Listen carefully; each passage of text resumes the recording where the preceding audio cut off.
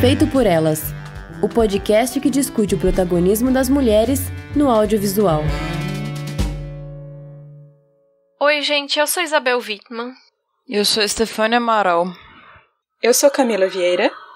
Antes da gente começar, a gente quer agradecer nossas madrinhas maravilhosas, Carolina Roncone e Letícia Santinon. E por falar em madrinhas maravilhosas, quem puder ajudar com o nosso financiamento coletivo, a gente agradece demais. São 7 categorias diferentes para todos os bolsos. A partir de R$1, cada padrinho ou madrinha pode receber uma newsletter a cada 15 dias e também temos outras contrapartidas para cada categoria. Você pode colaborar no padrim.com.br/feito por elas e no patreon.com/feito por elas.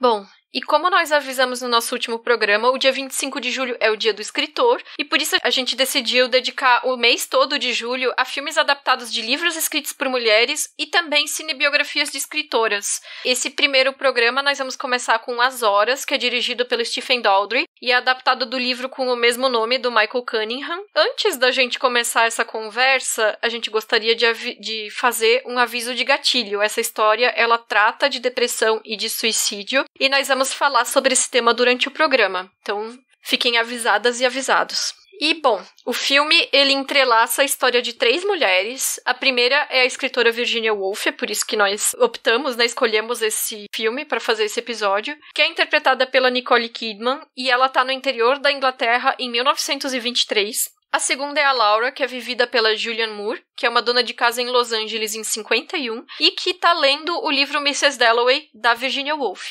E a terceira é a Clarissa, que é a Meryl Streep em Nova York em 2001, e a história da Clarissa reflete a da Clarissa, que é a protagonista do Mrs. Dalloway. Então, as 3 histórias estão completamente interligadas. Esse filme ele teve 9 indicações ao Oscar, que foram trilha sonora original, montagem, figurino, roteiro adaptado, direção, ator coadjuvante para o Ed Harris, atriz coadjuvante para Julianne Moore, melhor filme e melhor atriz para Nicole Kidman, que levou o prêmio. Esse é um filme que a gente tem um contato anterior, um filme que nós já tínhamos assistido antes, então eu queria começar perguntando para vocês qual que é a relação de vocês com ele. Então, eu lembro que foi um filme que me marcou muito, porque a primeira vez que eu assisti foi com o meu primeiro ex-namorado, que é Borderline. Hoje a gente é amigo, a gente troca algumas mensagens, mas na época ele estava passando por um processo intenso de tratamento médico. Da mesma forma que a Virginia Woolf no filme, estava no período ali em que é mostrado no filme, em 1923, que ela também estava passando por esses vários tratamentos médicos,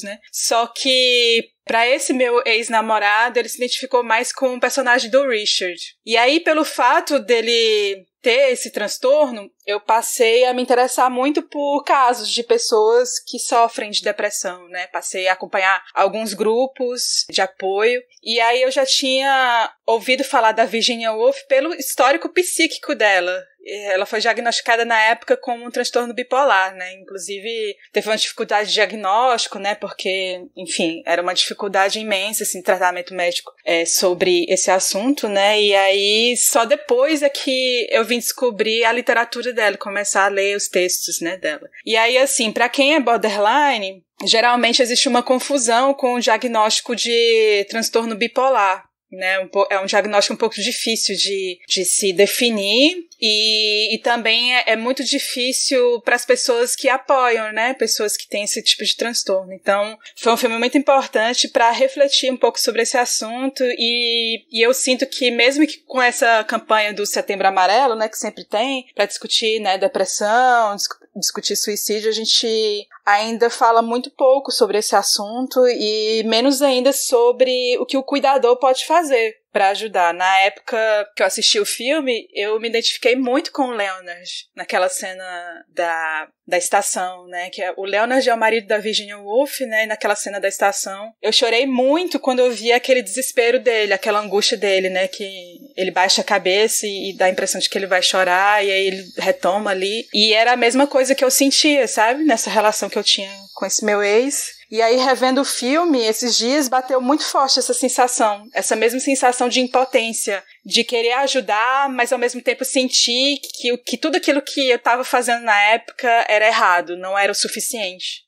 Bom, eu assisti na época que saiu o VHS, deve ter sido 2003, E eu aluguei, eu não sei se porque eu alugava filmes da Claire Danes ou foi uma grata surpresa, mas foi na mesma época. Eu assisti com a minha mãe, acho que era um domingo, assim, e a gente viu e ficou muito impactada, e aí a gente voltou a fita, né, porque era um VHS, e assistiu de novo, tipo, diretaço, assim, pra ficar mais impactada ainda. Então foi bem marcante, né, já foi pesado, não, vamos de novo, porque a gente gosta de sofrer, né, mas nossa, maravilhoso demais, e nessa revisão eu consegui chorar mais que nas outras. Eu revi em outro momento também, mas deve ser tipo a quinta vez que eu vejo. Talvez quinta, sexta.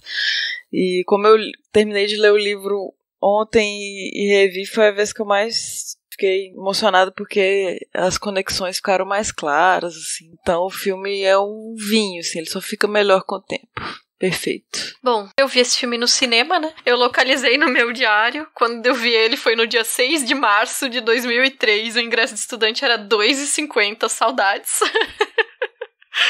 E aí eu tinha esse hábito de sempre guardar os ingressos e anotar algum comentáriozinho sobre o filme que eu assistia no cinema, né? E aí eu escrevi muito poético. Demais o jeito que as 3 histórias paralelas se interligam subjetivamente. Meu candidato para melhor filme no Oscar. Não ganhou, né? Essa torcida não vingou.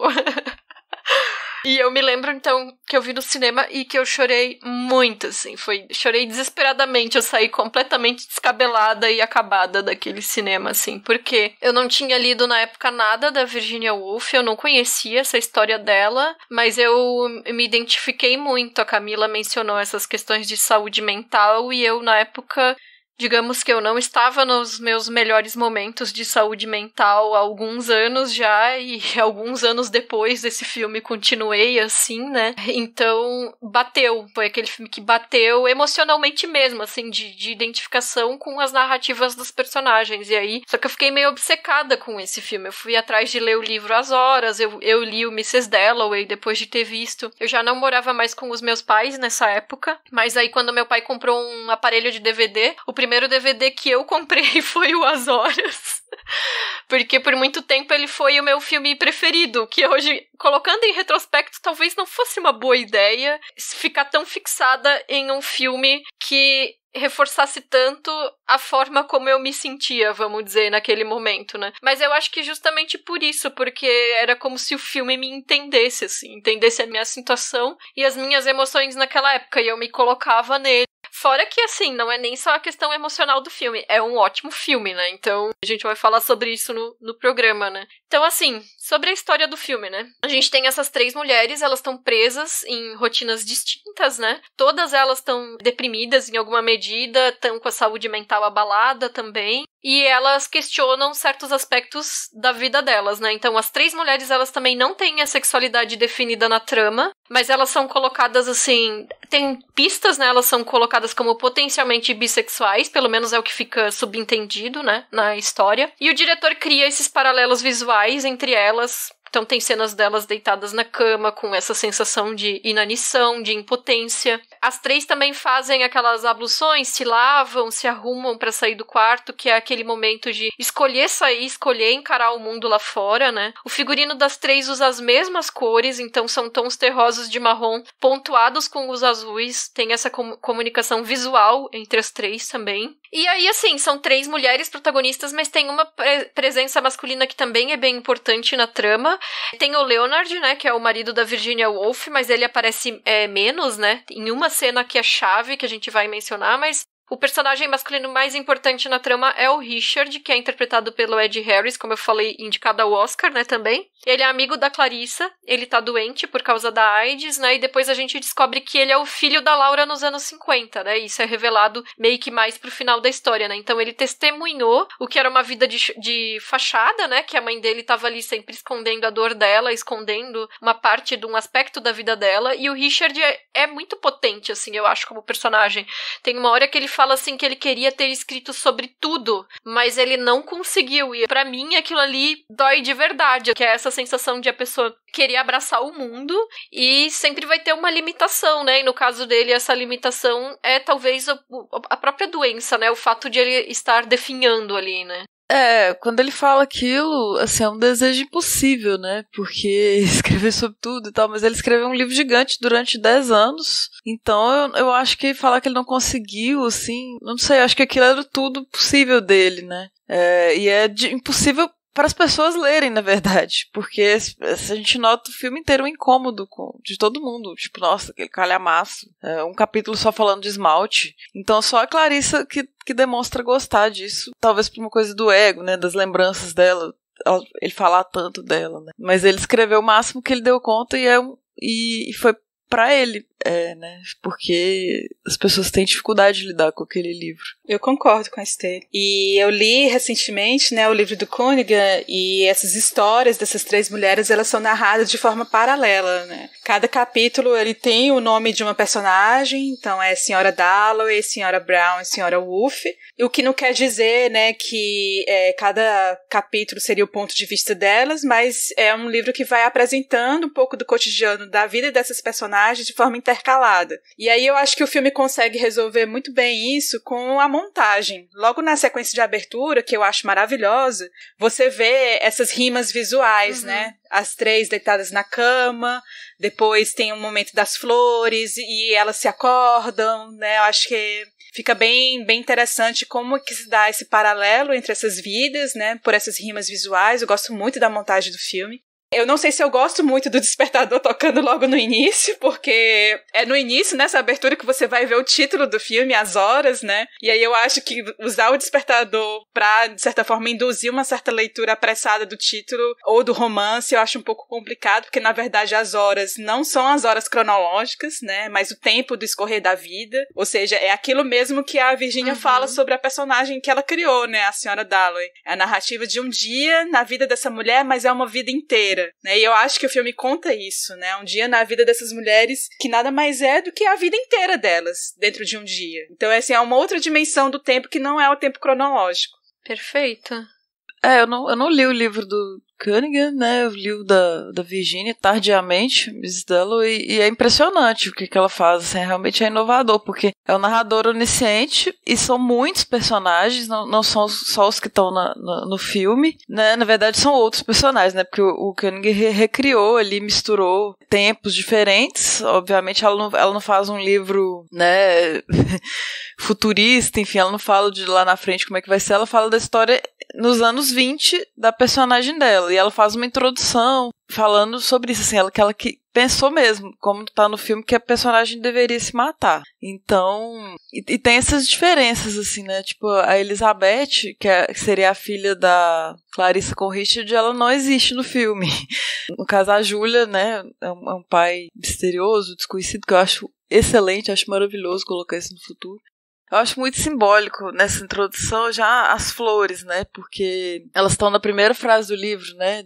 Marca essa mulher tão independente, que a Wolfe já sonhou ali desde um teto todo seu. A Wolfe passou a vida dela construindo, sendo essa mulher que trabalhava, que não teve filhos, que tinha um teto todo seu para escrever, né, como um dos livros dela. Então a mulher que ela mesma vai comprar as flores, né? No caso da Laura, o marido traz as flores. No livro tem o personagem que o marido da Clarice traz flores para ela também. Então flores, assim, a gente pensa no feminino, né, estereotipado, mas também flor é uma coisa muito fúnebre, né? Já pensa no enterro, né, as flores que estão mortas, o luto, e vai percorrer o filme todo, né? Então nos preparativos da festa, que acaba que também são fúnebres no final das contas, estão no túmulo da passarinha, estão no bolo da Laura. Então essas flores, pra mim, tem esse sentimento, esse pressentimento que tá no filme inteiro, né? Que a gente já começa ali com aquela cena pesada, já fica engasgado o filme inteiro sabendo que vai acontecer um monte de coisas terríveis, e aquela explosão da Clarissa, né? De choro, assim, essa sensação. Nossa, eu tô com um sentimento terrível que vai acontecer, algo funesto. E no livro da Virginia também, não é a Clarissa que chora naquele momento, é um cara que não está no filme, que voltou de viagem, assim como aquele personagem, e aí no passado, é sempre o passado, né? Ele era apaixonado pela Clarissa. E aí ele tem esse momento nostálgico e começa a chorar e tal. Então tem essas diferenças na adaptação. Sim, muito legal isso que você falou, você falou dessa diferença da Clarissa no livro da Virginia pro filme, e aí eu queria só complementar isso sobre a personagem da Clarissa no filme e no livro, né? E essa diferença que existe no livro. Naquela cena da Clarissa com o Louis, que era o ex-amante do Richard, né? Quem deveria chorar ali era o Louis, não a Clarissa, porque no livro fica muito claro que mesmo ela sendo uma pessoa sentimental, ela não chora. Ela é uma pessoa que não chora, uma mulher que não chora. Quem se desespera são os outros, né? Quem demonstra esse desespero são os outros. E aí o Louis, na verdade, no livro ele chora bastante, e no filme existe essa inversão. E no filme fica muito claro que ela é uma personagem que se arrependeu, né, de não ter prolongado aquilo que ela sentia no passado, que era o amor pelo Richard, né, mas no livro isso não existe, ela é super bem resolvida com as escolhas dela, né. Eu vou até pegar aqui o livro para pegar um trecho em que ela fala disso, né. Ela diz assim, abre aspas, este é na verdade seu apartamento, sua coleção de potes de barro, sua companheira, sua vida. Ela não quer nenhuma outra, sentindo-se regular, nem alegre, nem deprimida, simplesmente presente como Clarissa Vaughan, uma mulher de sorte, bem conceituada em sua profissão, que está dando uma festa para uma artista célebre e com uma doença mortal. Ou seja, ela não queria... Nesse presente, ela está vivendo esse presente de uma forma muito intensa, né? Ou seja, ela não é uma personagem nem alegre e nem deprimida. Ela vive esse presente dela, ela não se arrepende das coisas que ela fez no passado, e por isso que eu gosto mais dela no livro do que no filme. Uhum. Então, eu fiquei com essa impressão de que... Porque eu não lembro mais em detalhes, não lembro de quase nada desse livro do Michael Cunningham, né? Mas eu fiquei com essa impressão de que dessa coisa um pouco mal resolvida da Clarissa no filme, porque eu acho cruel, assim, o jeito que o Richard, ele comenta que ele só fica vivo por causa dela, né? E que é como se ela fosse responsável pelas dores dele, né? Quando ele fala esse tipo de coisa, né? E ele também diz, assim, que a vida dela é banal, porque ela faz as festas com os amigos e tal, né? E aí eu fiquei pensando isso, porque ela é uma mulher no filme que ela decidiu ter essa filha sozinha, ela tem um trabalho como editora que parece ser bem sucedido também, né? Ela tem alguns questionamentos sobre o relacionamento dela com a Sally, que é a namorada dela, mas eu não acho que isso seja incoerente com o fato de ela querer reunir as pessoas e tal, né? Eu acho que não é o mesmo tipo de vida de fachada que a Laura, que a mãe dele tinha, né? Que ela escondia vários aspectos, aparentemente até, da vida dela e principalmente emocionais, né? Mas eu fico com a sensação de que quando ele faz esses comentários, ele tá projetando isso, ele tá projetando a Laura na Clarissa, né? Porque como tu falou no livro, ela parece mais bem resolvida com essas situações, né? E no filme fica um pouco mais essa percepção dele de que ela oculta as coisas, né? Fica parecendo que ela, como se ela fizesse, como se ela tivesse essa vida social e buscasse essas coisas por um desespero. É porque a Clarissa no livro, eu gosto muito do início, porque tem o que ela tá pensando, né? O subjetivo da Clarissa, ela é muito interessante, na verdade. Mas o que ela demonstra... No Mrs. Dalloway, isso, né? Isso, no Mrs. Dalloway, porque eu só li ele, eu não li o livro do Cunningham, não. Ainda. Mas ela é... A gente vê que as percepções dela são muito interessantes e tal, e ela tá no processo depressivo, a gente percebe, acho que a Virginia se projeta nela, mas o que ela demonstra é uma pessoa que dá festas, uma pessoa superficial, que não se importa e tal. Então a gente vê o contraste do que ela tá pensando e o que ela demonstra pra sociedade e todo o luxo, né, e o glamour dela. E aqui no livro, né, nos anos 20 lá, ela era só ficava em casa mesmo, assim, não tinha um trabalho, uma ocupação fora, né, até pela questão da época, ela fica costurando um vestido e tem essa percepção da Laura no filme, né, como a Laura se define a personagem, ela parece bem, mas ela não tá, na verdade. Ela questiona isso que a Virginia fala de se matar, a personagem questiona isso, vários personagens questionam, e tem de fato um personagem, é difícil porque é muita gente mesmo, então é difícil saber lembrar os nomes de todos, assim, mas tem um casal que tava enfrentando essa situação do filme, Clarissa e Richard. Não é o marido dela no livro. E esse personagem se mata no livro. E aí estraga a festa dela, né? Porque a pessoa fala, nossa, fulano se matou. E aí ela fica, trouxeram a morte pra minha festa. Vamos falar de morte na minha festa. Sabe? Então tem toda essa confluência de percepções, assim. Mas a Sally é maravilhosa no livro. Todas as descrições dela e a paixão. É muito doido porque é todo mundo bi, né? Já tá no livro isso. É casado, mas tem o interesse ali romântico e tal. Não, tá, no livro não é todo mundo bi, eu tô forçando. Mas no livro, claramente, a Clarissa tinha essa paixão pela Sally. Então, eu não li ainda o Senhora Dalloway, eu vou fazer isso nesse mês, eu me comprometo a fazer, porque vai ser o livro, inclusive, lá da Elaine, da campanha lá do Virginiano 2020, é o livro que ela vai ler agora em julho, então vou me comprometer a ler esse livro, tô querendo muito. Mas, assim, no filme tem uma frase que o Richard diz, que eu gosto bastante, que é isso, né, falando da Clarissa, né, porque ele chama a Clarissa de Senhora Dalloway, né, Senhora Dalloway, sempre dando festas pra encobrir o silêncio. Eu gosto muito dessa frase, porque ela diz muito da personagem criada pela Virginia Woolf, né, pelo menos que a Stade escreveu aí. E isso também diz um pouco da interpretação da Laura Brown, né, sobre a personagem. Quando a Kitty vai lá visitar ela na casa dela, pergunta sobre o que é o livro, né? E aí a Laura diz que é sobre uma mulher autoconfiante que pensa que está bem, mas não está. Eu acho que talvez seja por aí mesmo, né? E eu acho legal esses comentários literários, né, no filme. Eu não li a Senhora Dalloway, né, repito aqui, mas eu conheço a personagem da Senhora Dalloway do primeiro romance da Virginia Woolf, que é A Viagem. Ela aparece ali já, uma personagem secundária, né, mas eu sinto que ela é extremamente chata, porque... E aí eu entendo o porquê, né, do apreço da Virginia Woolf sobre essa personagem, porque ela representa o que é a mulher burguesa que vive de fazer festas e diz que tudo é maravilhoso na vida, não existe problema nenhum na vida dela, mas na verdade não é nada disso, né? É só fachada, é só aparência, né? E numa Viagem, ela é essa típica personagem vitoriana que a Virginia Woolf tanto critica nos ensaios dela. Se a gente for ler os ensaios, a gente vê que ela dá um peso crítico bastante a essa personagem, mas ao mesmo tempo ela tem esse apreço porque era o que era da época, né? Ali, anos 20, era esse modelo de mulher que era valorizado, né? Eu não sei se no romance Senhora Dalloway ela vai mudar de perspectiva, mas ali numa Viagem fica muito claro que é assim. E aí eu quero muito ler, pra entender um pouco se houve alguma mudança ou não. E aí, sobre o Richard, eu fico um pouco na dúvida sobre a condição psíquica dele, porque o filme, tanto o filme quanto o livro do Cunningham, dá a impressão de que ele tá depressivo por conta desse estágio terminal da doença dele, né?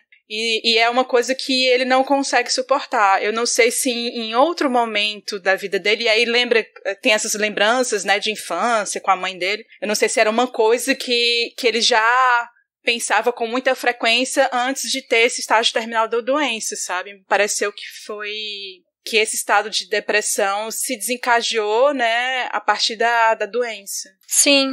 No livro é bem diferente, porque o personagem que se mata é como se fosse o marido da Laura. É o cara que voltou da guerra, e aí ele tem traumas de guerra, porque ele cometeu crimes lá, e aí ele fica negando se não existe crime e tal, mas ele começa a ouvir vozes. Então é outro personagem que não tá dessa forma que no livro. Não é o Richard, né? No livro da Virginia, que foi o que eu li. O marido da Clarice no livro é o Richard. Então, o Richard é tipo, ele é um cara... aí o Richard é mais próximo da Kitty, porque ele meio que finge que tá tudo bem, se ela não se importa, sei lá. Só quer mostrar que ama a esposa, compra flores pra ela, então ele é meio que alienado, vamos dizer assim. Ele não passa por esses processos, não. E os personagens são melancólicos, eles olham pra vida e ficam assim, tipo, aquela música da Is There All There Is? Tipo, é só isso, sabe? Será que a vida é só isso? É um vazio constante, assim, entre todo mundo. Pois é, eu fiquei então com essa sensação de que essa coisa da Clarissa ser uma pessoa superficial não transpôs bem pro filme, sabe? Não fica claro isso no filme da forma como vocês estão relatando nos livros, sabe? Porque eu acho que esse interior da personagem não tá tão claro. Agora, isso de ser o marido da Laura que voltou da guerra e tal, faz todo sentido, porque, assim, a Virginia Woolf, ela fazia parte de um grupo de amigos, eu esqueci o nome do grupo agora, mas era um grupo de amigos, assim, tipo, intelectuais, escritores, não sei o que lá, né, que, enfim, se reuniam com frequência, né, são pessoas que foram profundamente marcadas pela Primeira Guerra, né, então, assim, perpassa muito a obra dela, até o senso de ausência, sabe? Então isso aparece muito em outros trabalhos dela, e é algo que marcou muito essa geração, né? Que foi a grande cicatriz dessa geração na Europa foi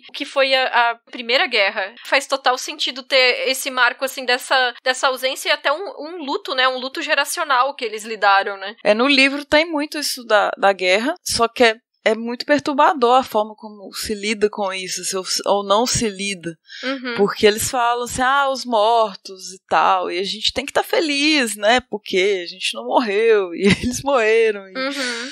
Então tem esse peso oculto, assim. Tipo, como se trata ali na mesa do aniversário, né? Sobrevivemos, estamos aqui com a minha família e tal. Mas tem muito isso, assim, os mortos da guerra e fala de outras nacionalidades que a Clarice não sabe diferenciar, né? Então tá bastante marcado também. Acho que a Virginia tá criticando. Eu comparo muito a Virginia com o Machado de Assis e a Clarice Lispector, né? O jeito que ela escreve entre fluxo de consciência e essa psicologia dos personagens, assim, é bem machadiana também. Mas ela critica a hipocrisia mesmo, assim. Eu sinto esse tom de, tipo, teve uma guerra e a gente não sabe, quer comprar chapéu, sabe?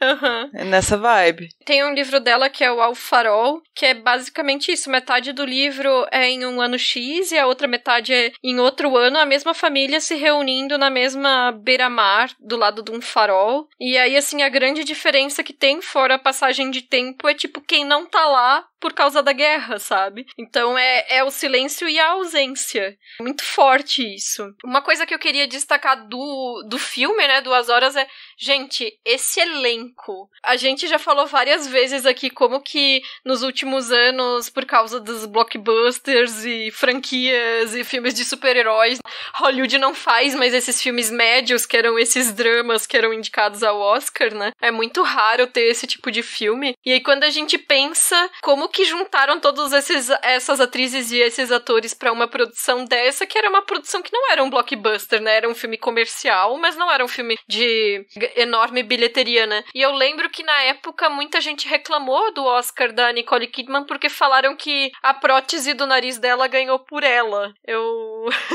acho uma sacanagem, assim. Tinha essa expressão, né? Ela ganhou por um nariz. Gente, era muita maldade. É terrível, né? Porque ela, como se fosse só isso, né? A maquiagem, mas ela tá maravilhosa. Então, porque assim, a maquiagem é só mais uma coisa que compõe o personagem, mas ainda tem a atuação dela ali, né? Ninguém reclama quando é, sei lá, o Daniel Day-Lewis todo maquiado pra fazer o Lincoln, sabe?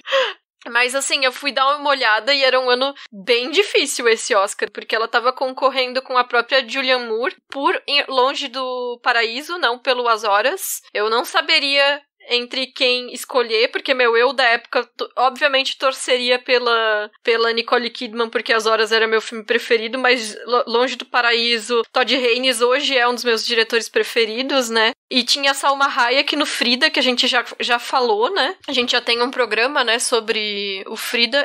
E eu acho, assim, que das três atrizes, a Julianne Moore, ela rouba o filme aqui. Eu acho que ela é a que tem a melhor atuação das três. Ela foi indicada como melhor atriz coadjuvante, né? E por coincidência, ela também estava concorrendo com a Meryl Streep, mas também por outro filme, que era o Adaptação. Então, assim, muitos cruzamentos ali, né? As duas perderam pra Catherine Zeta-Jones, que estava indicada por Chicago, né? E eu acho, assim, que a Julianne Moore, ela faz a Laura de uma maneira tão frágil, tão melancólica, que a gente fica esperando o momento dela desistir, né? E esse momento, ele não chega, né? Mas Gente, esse elenco é inacreditável. Então, eu acho que hoje eu teria torcido pra Julianne Moore ganhar pelo Longe do Paraíso. Ela é maravilhosa, assim. E eu não tinha visto o filme na mesma época que eu vi As Horas. E na época eu tava torcendo pela Nicole Kidman. Eu gosto da Nicole Kidman como a Virginia Woolf. Mas tem uma cena específica da história dela que sempre me incomodou na primeira vez que eu vi. E agora me incomoda ainda mais. Que é a cena que ela pede pra empregada comprar gengibre.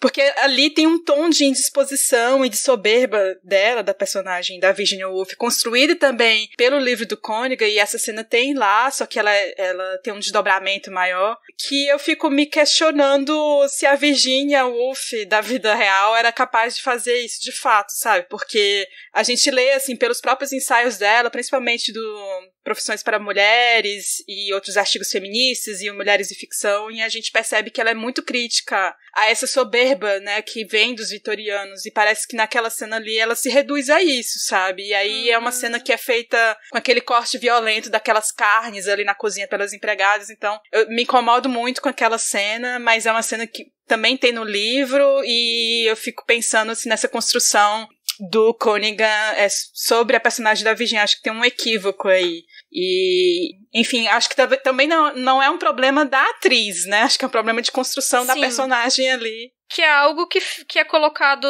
na boca da irmã dela, dizendo, você ainda tem medo dos empregados, né? Que é pra dizer como se fosse a tentativa dela de lidar com o medo de ser julgada com os empregados é afastar os empregados, mas passa uma imagem autoritária ali, né? De não saber lidar com a questão de classe também.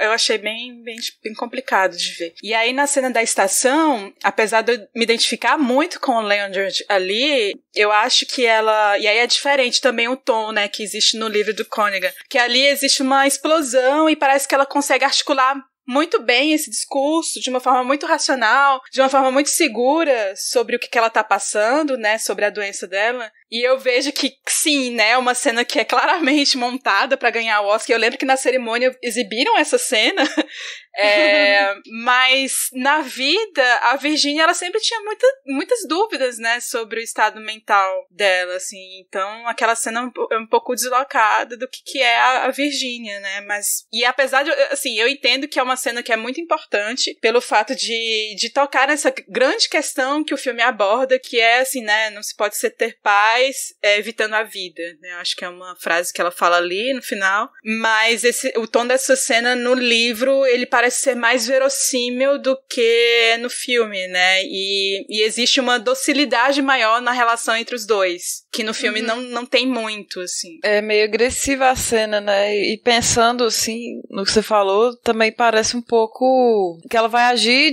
não de acordo com o que ela falou logo depois, né? Parece um pouco incongruente, assim, o que ela fala e a atitude dela depois. Então é uma cena um pouco estranha mesmo. Acho que a atuação tá meio overacting ali também, não sei. Mas o meu incômodo com o filme é um incômodo das pequenas margaridas, assim, é de jogar comida fora.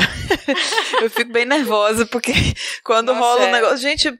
Tem o banquete, podia aproveitar pro funeral e tal, mas não, tá, tudo bem que a Claire Danes fala, deixei o rango ali, essa hora se serve, mas mesmo assim a gente vê várias cenas o bolo é simbólico, ela jogar fora, tudo bem, mas o restante, sabe, essa coisa da carne mesmo que você falou, então tem esse rancinho só, mas não estraga pra mim, não chega a tirar a estrela, não. Pra mim, o filme merecia todos os prêmios possíveis, assim, acho que a Nicole tá ótima, mereceu, mas a Julianne Moore tinha que ter ganho. Pra mim, é o melhor papel da carreira dela, assim, ela tá perfeita. A trilha sonora também do Philip Glass, eu acho sensacional, maravilhosa, impecável. Então acho que tinha que ter ganho mais prêmios, ou todos, se possível. E o elenco me lembra o Magnolia, do Paul Thomas Anderson, né? Porque tem o John C. Reilly e a Julianne Moore também, ali em 1999.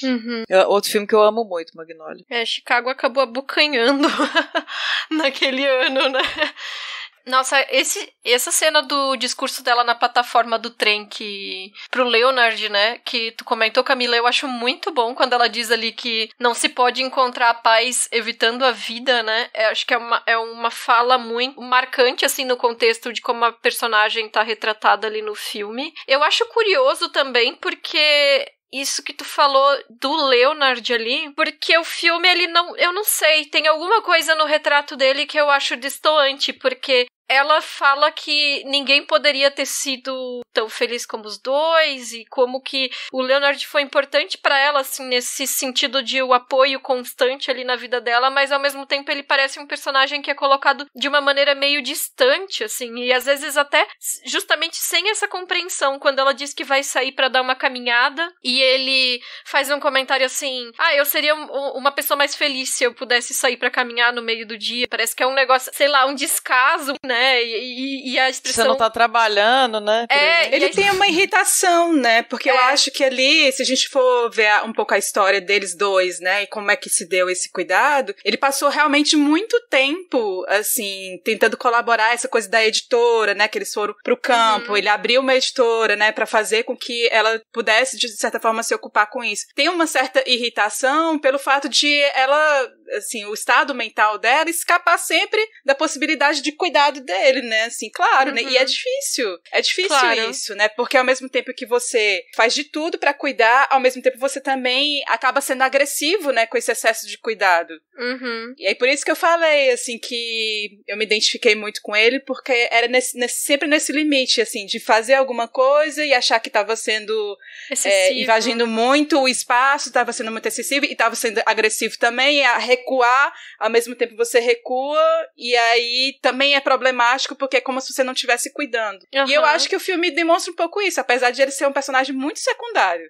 Muito, E aí, assim, a interpretação da Nicole Kidman, né, quando ele fala isso, ela tá saindo já ali da oficina, né, da gráfica, e ela faz um movimento corporal, ela se contém, ela dá uma travadinha antes de ela seguir pra fora. É muito boa essa atuação, porque demonstra que, tipo, ela sentiu o golpe dessa fala dele, né? Tem essa coisa de que a Nicole Kidman ganhou o Oscar com menos de meia hora, né? A atriz principal com menos de meia hora de tela, né? Mas é essa força, né, que tem...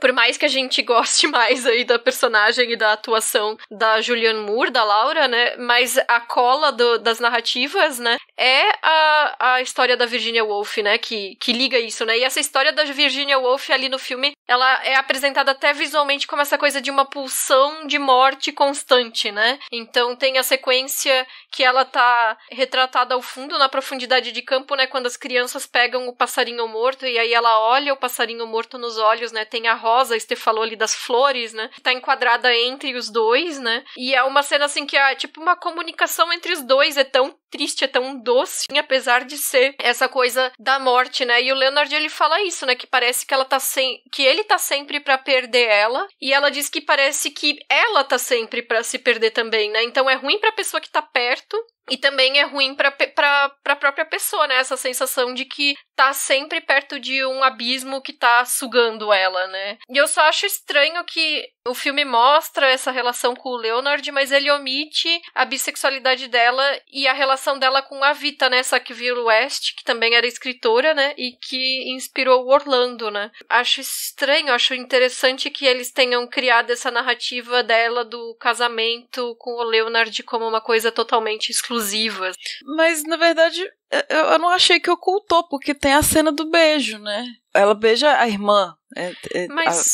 Mas aí tu teria que levar... Na boca, assim, na frente da criança. Então, sabe, tipo, eu acho marcante. Mas aí tu teria que entender esse beijo como algo sexual. E daí também incestuoso, quando na verdade é algo que fala mais sobre a necessidade dela de proximidade e também a perturbação ela, de tipo, querer tentar extrair alguma reação da irmã dela. Aquilo ali não é um beijo de amor romântico e não é um beijo de desejo sexual, né? É estranho, mas assim, eu acho que não ocultou, porque é até reforçado em todas as personagens, assim, essa questão. Não é só naquela cena, né, que tem uma criança perto, tem a momento da Laura com a Kitty, que também tem o Rick tá ali, e eu acho ótimo as crianças estarem perto, porque é como se não fosse, tirasse esse estigma, assim, de um erro, sabe, de uma coisa pecaminosa, além de, tá, beleza, você tá traindo seu marido ali com beijo, mas, tipo, eu gosto que tem esses beijos homoafetivos na frente de crianças, acho que é o marco do filme. E eu amo que a Clarissa fica com a Sally nessa versão, e não com o Richard, né? O Richard tem o outros casos dele e tal, mas a Sally vira uma história da Clarissa, né? Porque no livro essa história não é possível, né? A Sally casa, tem 5 filhos com outra pessoa e aparece na festa, porque a festa acontece no livro, né? Quem morre é distante daquelas pessoas ali. E acho que é um meio da Sally sobreviver, da Clarissa sobreviver também, né? Assim como a heroína original. E essa questão de... Depois eu vou falar mais sobre isso, mais pro final, essa questão da sobrevivência. E essa coisa de conviver com a depressão pra quem tem e pra quem tá lidando, né? É muito, muito delicado, porque a pessoa que não quer viver, ela, no filme tem isso toda hora, né? Você tá sendo induzida a viver pelos outros, né? Se você se importaria se eu morrer, então... Você se culpa de fazer a pessoa sofrer, você quer continuar, mas não é a sua vontade. Então é quase abusivo, assim, né? Porque você ama a pessoa, você quer ela bem, é muito difícil de entender e de lidar com isso. Você sufoca ela, o marido da Virginia sufoca ela, controla ela, aprisiona ela nessa vida, supostamente pro bem dela, porque ele ama ela, tem o egoísmo de não querer perder, mas ao mesmo tempo a pessoa não tá feliz, então é muito, muito delicada essa questão, não tem condições psicológicas também de entender e de tratar isso aqui, né? Não tem know-how pra falar disso, mas é uma visão que eu tenho, sim. E o Selo Faustino, só tentando fazer um breve alívio cômico aqui, nossa validação felinista pros filmes, não passa, né? Porque o cachorro que aparece não tem nome, né? O cachorro dos Wolf. É uma cena só rapidinha e tal, não é desenvolvido. Mas tudo bem, também acho que nada estraga esse filme. E aproveitar para indicar uma crítica da minha colega da Letras, que é a Lorena Camilo. O link tá no nosso post, como tudo, que tá no site das Valquírias. Verdade. E aí, pensando na Laura, que eu acho que é a personagem mais interessante, talvez, do filme, né? Nos anos 50, né? A amiga dela, a Kiri, né, ela finge que tá tudo bem pra todo mundo, né? Na verdade, ela tem um câncer de útero, ela fala isso pra Laura. O marido da Laura até uma hora comenta que o marido da Kiri falou pra ele que ela foi fazer um check-up no hospital, então, na verdade, só a Laura tá sabendo, né, da verdade. Talvez o marido dela saiba também, mas omitiu do marido da Laura, né? Então, é muito isso, assim, né? A forma como as pessoas estavam levando as suas vidas fingindo que os obstáculos e as coisas ruins não estavam acontecendo, né? E a Laura, ela não tem essa mesma capacidade de fingir ali, né? E por isso que também ela não se encaixa, porque parece que ela tá o tempo inteiro sentindo esse desconforto, sentindo esse deslocamento ali, né? E nessas vidas que se ocultam ali, né? Então, até quando as duas se beijam, a Kitty finge que nada aconteceu, né? Isso é muito perturbador, assim. Né? E eu acho aquela cena da água saindo debaixo da cama e tomar conta de tudo linda, porque parece que é um grito, é um momento de respiro. Mesmo sendo sufocante visualmente, isso parece uma incoerência, né? Mas eu acho que é muito isso, assim, parece que tá visualmente extrapolando essa coisa que tá reprimida ali na Laura, né? Tipo, tá botando tudo pra fora nessa imagem dessa água inundando, né? E aí, de novo, eu vou trazer, já virou clichê aqui, a Anne Kaplan do A Mulher e o Cinema, que ela fala, né, que podemos ver como um melodrama familiar, um gênero destinado especificamente para a mulher, funciona tanto para pôr à mostra as restrições e as limitações que a família nuclear capitalista impõe à mulher, quanto para educar as mulheres a aceitar essas restrições como naturais e inevitáveis, como devido. Porque a gente vê esses filmes e a gente aprende a aceitar, né, que a sociedade é assim, né? Tipo que essa visão anos 50 da mulher cuidando da casa e cozinhando e esperando o marido e tudo mais, que obviamente que nem todas as mulheres podiam fazer isso, porque as mulheres da classe trabalhadora não tinham essa vida, e que nos nossos padrões de hoje já se alteraram, mas que a gente guarda esses resquícios desse discurso, né, de uma feminilidade tradicional, de um papel de esposa, maternidade, dona de casa, enfim, tradicional, né, e que aqui na Laura é colocado como se a única saída possível, já que a sociedade é assim, né? É fugir, né? E é muito louco isso, assim, perfeita essa citação da Kaplan, é muito louco porque a Virginia Woolf, ela falava um pouco do que era, né, essa personificação desse tipo de mulher, nos ensaios dela, no Profissões para Mulheres, em que ela vai tratar disso especificamente, e ali a personagem da Lara Brock também é a minha preferida, ela já tá ali anos 50, né? 51, se eu não me engano, e a Virginia já tinha morrido, né, e esse protótipo dessa mulher ainda existia, tipo, nos anos 50, isso se perdurou por muito tempo, e tem essa camada dessa personagem que ela é a personificação do anjo do lar, que a Virginia Woolf tanto fala nesses ensaios, né, principalmente no Profissões para Mulheres, que é essa imagem de uma mulher que deve ser a boa dona de casa, a pura, a bela, a agradável, a altruísta, né, conciliadora, tem que fazer tudo pelo bem-estar do lar. E a Virginia Woolf, ela já falava isso, né, que era necessário matar essa mulher dentro de nós, né, e eu acho que tem esse trecho... assim, é muito contundente nesse ensaio Profissões para Mulheres, é maravilhoso, porque ela descreve esse anjo do lar que tinha dentro dela e tem dentro de todas as mulheres e que era necessário matar para essas mulheres viverem, né, para essas mulheres serem elas mesmas, né, tem esse trecho que ela faz assim, ela fala assim, a Virginia escreve assim: fiz de tudo para esganá-la. Minha desculpa, se tivesse de comparecer a um tribunal, seria legítima defesa. Se eu não a matasse, ela que me mataria. E aí eu acho que é exatamente isso que a Lara Brown faz. Em vez dela se matar, ela mata esse anjo do lar quando ela foge de casa, né? E aí o que acontece? Quando se mata o anjo do lar, o que sobra? A mulher ser ela mesma. Ser apenas ela mesma, né? E aí eu acho que a interpretação da Julianne Moore está perfeita. Ela está bem próxima do livro, está bem próxima dessa ideia do anjo do lar. E aí é por isso que eu acho ela a personagem mais maravilhosa, porque ela consegue, de fato, ser livre, né? Ela vai embora, ela se torna bibliotecária e... Só que é isso, né? Ela acaba sendo julgada pela sociedade, porque quando ela entra na casa da Clarissa, a primeira coisa que a Júlia faz, nossa, o monstro apareceu. Essa é o monstro, né? Porque é a mulher que abandonou os filhos, a mulher que abandonou o marido, mas, poxa, ela fez exatamente aquilo que a Virginia tanto gostaria, né? Que é matar esse fantasma do anjo do lar. Gente, que perfeito, eu não conhecia esse conceito de anjo do lar da Virginia Woolf, é muito perfeito pra esse filme. Então, esse negócio do monstro, eu acho que é a forma como ela foi pintada, né? Porque no livro o Richard matou a mãe, né? Então as pessoas confundem com ficção e falam, a mãe dele se matou e tal. Aí a gente tem aquela surpresa que não, que ela sobreviveu. Eu acho que ela tem essa morte metafórica, né, na cena do hotel, que é bem Ofélia ali, né, que tem aquelas águas. Também uma referência ao final da Virginia Woolf, né. Pra fechar, assim, eu adoro as demais sacadas visuais do filme, né, porque o Rick, novinho, tem um travesseiro que tem um tecido de planetas, e aí é o roupão que ele usa mais velho. É o mesmo, é um tecido muito parecido. Eu não reparei. É um segundo, assim, você vê ele deitadinho no travesseiro. O ator que escolheram também é muito bom, ele tem o olhar do Ed Harris, né?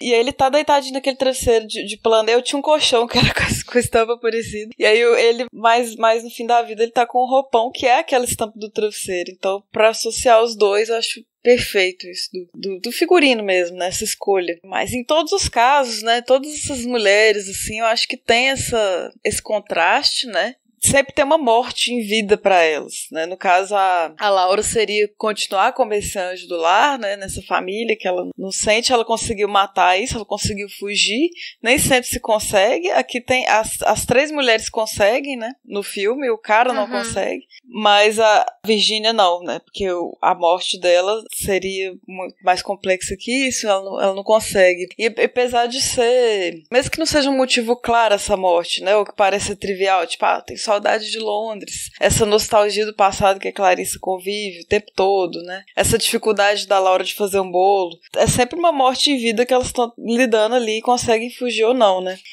E a Laura trabalha muito bem também no final. Eu acho que ela desconstrói um pouco dessa imagem do monstro com a Júlia mesmo e com a Clarissa, quando elas conversam, assim, porque ela fala, olha, apesar de seria lindo falar que eu me arrependo, mas eu não me arrependo, porque eu não tive escolha, eu fazia isso ou eu morria, então é terrível abandonar os filhos, mas foi a minha única forma. E acabei sobrevivendo a todo mundo, né? Então é muito poderoso, assim, muito surpreendente, muito, muito forte mesmo. E essa metalinguagem, né? Porque o livro tá passando ali, né? Tem a história da Virginia, que não é ficcional, mas as duas sabem da existência do livro e estão vivendo esse livro ainda, né? As consequências do que a Virginia profetizou ali. E esse final muito impactante, né? De perceber a vida, amar do jeito que a vida é, mas aí você vai deixar de lado. Você tem que desapegar, né? Apesar de você amar a vida, você uma hora ou outra você vai ter que deixar ela de lado. São temas difíceis. Eu acho que isso que tu falou de morte em vida, assim, é muito importante, porque às vezes não é a questão da personagem morrer, é como ela se sente naquele momento da narrativa, na própria vida dela, né? Então, no caso da Laura, isso é o que fica mais patente. Como eu falei, essa coisa dela tá deslocada em um mundo onde tá todo mundo fingindo que tá tudo bem, né? E ela não consegue fingir, né? E eu acho que esse foi um dos motivos também que eu me conectei tanto com o filme na época, né, que eu vi no cinema. Na época eu também escrevi, eu queria ser escritora, né. Eu tava lidando com a minha saúde mental há alguns anos já. Eu não acreditava mesmo que eu ia conseguir chegar aos 20 anos, assim, eu não achava que isso ia ser possível. Eu até falei sobre isso quando eu escrevi a minha crítica sobre o Helena, da Petra Costa, que foi um filme mais recente, que também teve essa coisa de me colocar naquele momento de novo, assim. Era muito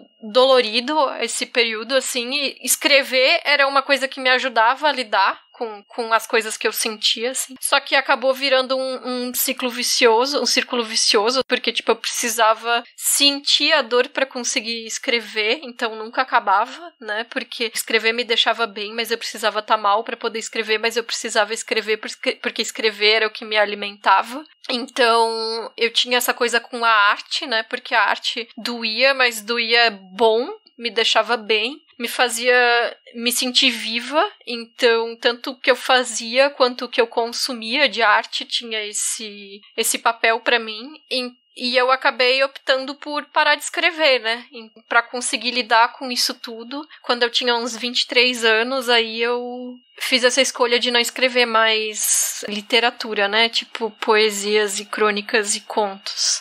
Porque aí eu conseguia lidar com todos esses aspectos, né? Então, como eu amava muito escrever, eu tenho tatuado uma pena, que é pra me lembrar de nunca parar de escrever. Só que eu, na verdade, tenho isso tatuado, mas eu nunca precisei me lembrar disso, né? Porque eu nunca quis parar de escrever. Então, a minha estratégia foi começar a escrever sobre outras coisas. E foi assim que eu comecei a escrever sobre cinema também, né? Então, eu acho que a carta da Virginia no filme, quando ela diz ali, olhar a vida na cara, sempre olhar a vida na cara, ela, tipo, diz encarar, né, de frente a vida e conhecê-la pelo que é. Sempre os anos, sempre o amor, sempre as horas, né? Então, é isso, assim. Aves de gatilho, talvez, não sei. Eu olhei a vida na cara, né? Eu encarei a vida. Eu cheguei aos 20... Cheguei aos 25 e aos 30 e aos 35 e um ano de cada vez, um passo de cada vez. Nem sempre foi simples, nem sempre foi fácil, mas eu tô aqui, né? E eu acho que essa foi a escolha certa, encarar a vida e olhar a vida. Eu continuo amando arte, eu continuo amando escrever. Hoje isso não dói.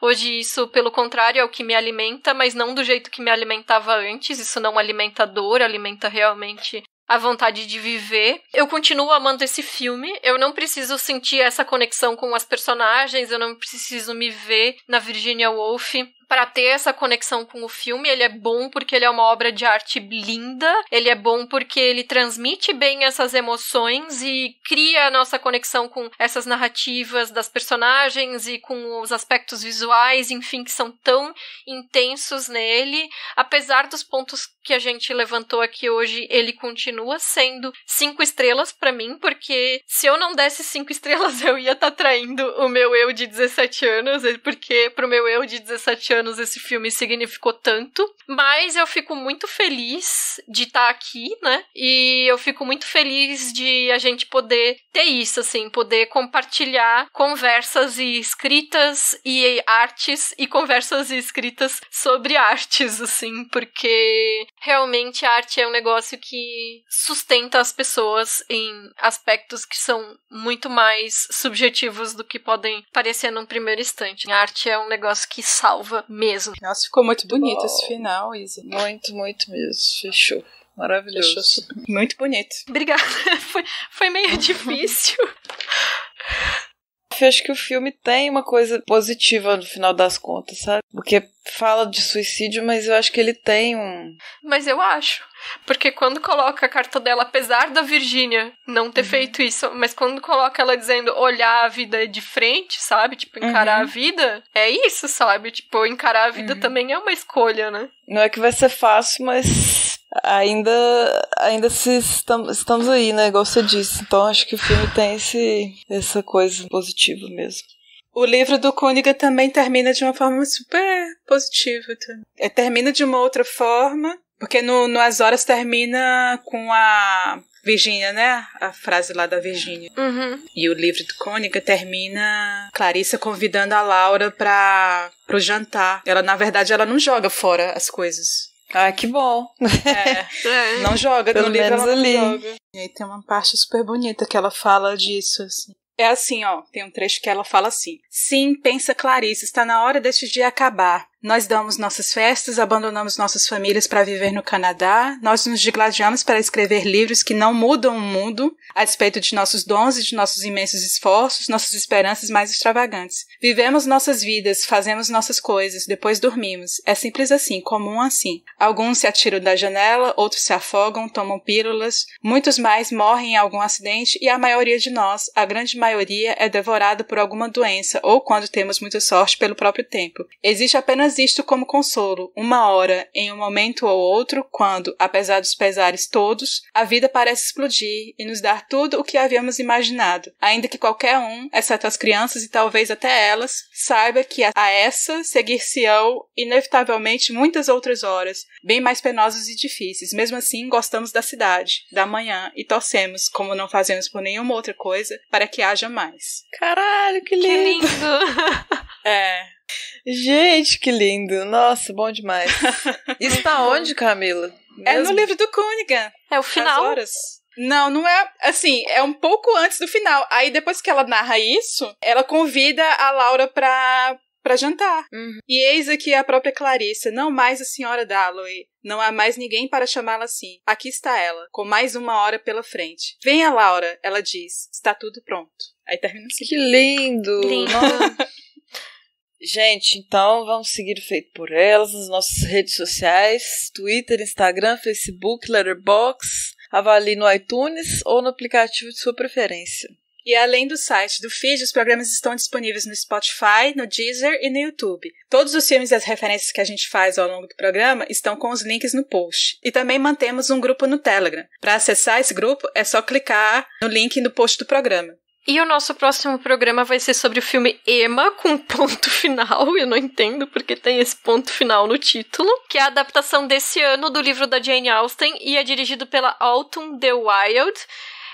Quem quiser enviar comentários, manda para o nosso e-mail contato@feitoporelas.com.br ou deixa no nosso site feitoporelas.com.br. Obrigada pela audiência e até o próximo programa. Valeu, pessoal. Tchau, pessoal. Beijo. A pesquisa, pauta e roteiro desse episódio são de Isabel Wittmann, Camila Vieira e Stefânia Amaral. A produção e edição da Isabel Wittmann. Arte da capa, Amanda Menezes. A vinheta de abertura foi composta pelo Felipe Aires. E a locução da vinheta da Débora Garcia.